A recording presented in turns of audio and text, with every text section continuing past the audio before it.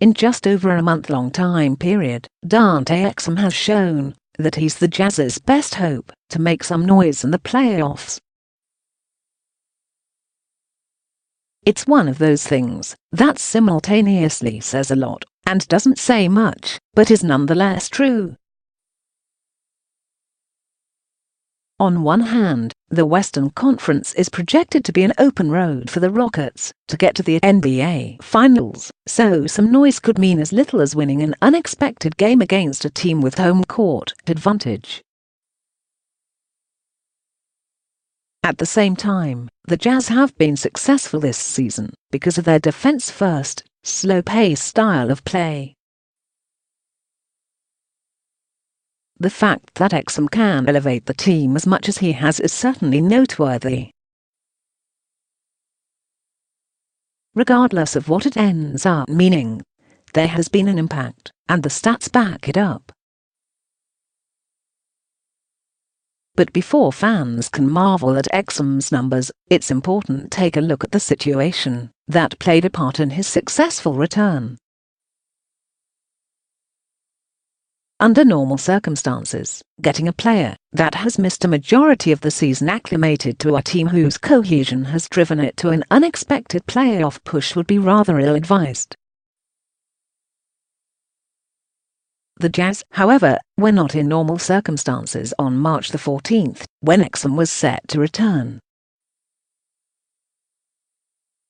The team has found a pleasant surprise at guard in the form of Rookie of the Year candidate Donovan Mitchell, but the team has also seen the ugly side of that rotation, Alec Burks and Raul Neto.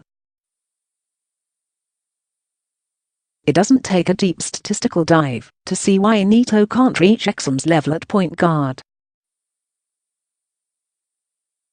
Adjusted per 36 minutes, Exum wins out in nearly every single statistical category.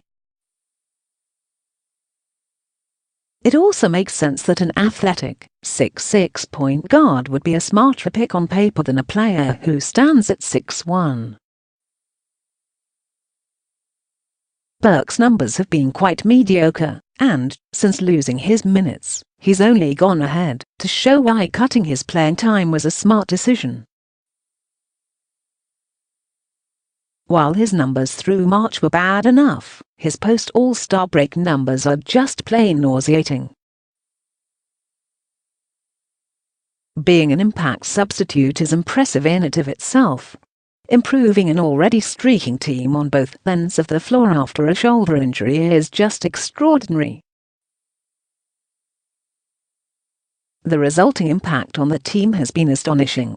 Before Exum's season debut, the Jazz had a 105.4 offensive rating and a 102.2 defensive rating, good for fifth best in the NBA.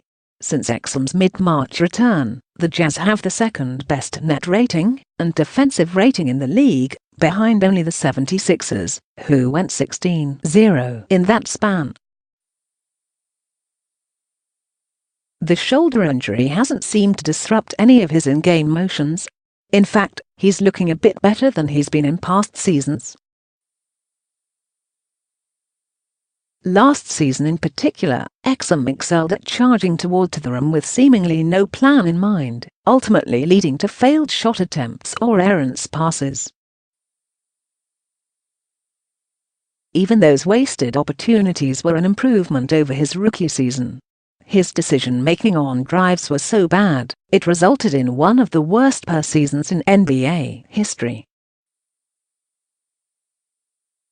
Now his vision is more refined, and Exum is able to find the smallest windows to either get the ball to his teammates or drive to the lane himself. Of course, the vision is wasted if he's physically unable to make those types of plays. An injured shoulder will hurt your chances. The Jazz score 1.2 points per possessions when Exum drives and shoots, or dishes to a teammate who shoots after 1 or 0 dribbles per second spectrum. That ranks him 14th among 300+ who have recorded at least 50 drives. It's a rate that gives coach Quinn Snyder the confidence to sit Mitchell and redemption story Ricky Rubio. On top of all of that, this is a point guard who can provide a legitimate defensive presence on the perimeter and in the paint against smaller guards and even front-court players. This scenario also couldn't be better for Exum. He's not stuck with a large workload on either side of the ball, and he can use the playoffs to regain confidence in his playing style for the following season. With 2 major injuries in his short career, it's hard to imagine that his confidence hasn't wavered a little bit. That might extend to fans and coaches as well. But he's only 22. Do you know who else is around that age? Donovan.